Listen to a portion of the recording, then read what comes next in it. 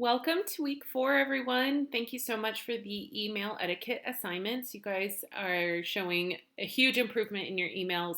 Just remember to keep up those habits and practice those as you email all your instructors and your peers and your colleagues throughout the school year and beyond.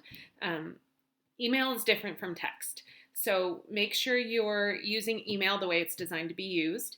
And keep in mind, response times are not instantaneous or close to instantaneous like it is with text. So just remember those expectations. Always include a greeting. Obviously, the greeting and the closing can drop off if you're going back and forth and back and forth. But in your first initial email or two, you always want to have that greeting. You want to include the body. You need to make sure you're having correct grammar, capitalization, do spell check, and you need a closing. And I think the reason why I asked you guys to include your course number and section number is I have 4 sections of FYEX 1010. And so when you're emailing me asking to check a grade or to see how you're doing in ALEX, if you just write FYEX 1010 or don't include even that much, it could be a different class that I teach, I have to figure out where you are. And it's not that I may not recognize your name or know what's going on. That's going to take me some extra steps. And it's something that's not as convenient as when you include that information right away. And then I'm like, oh, cool, I'll go look you up. So that goes for all your instructors. So make sure you include that. Very important. You can even put it in the subject. It's good practice to put it under your name when you do your closing.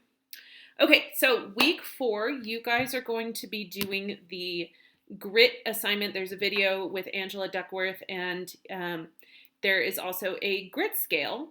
And so you're going to follow the link to do the grit scale quiz, and then just in your journal reply, you can write down what your grit score is. If you want to try and include a screenshot, that's fine.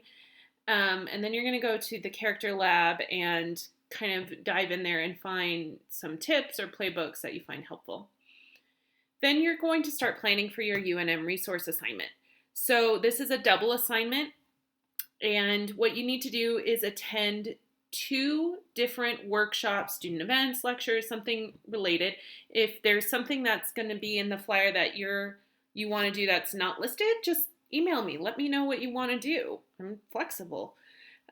And so for full credit, you're going to write 300 to 600 words, complete sentences, paragraph form, and you need to do this by clicking the right submission, and you can type it directly there. Don't do it in the comment box, or attach a Word or PDF document of it. So this goes for all of the assignments where you're attaching something. You can either type it directly in there in the right submission, or you can include a Word or PDF. If I see Pages, I have to get on a Mac or an Apple device to read that document. So if you're working in Pages or something else, maybe you have Linux or something, you need to go to File, Save As, and either save as a Word or a PDF, okay? And that's what you need to attach.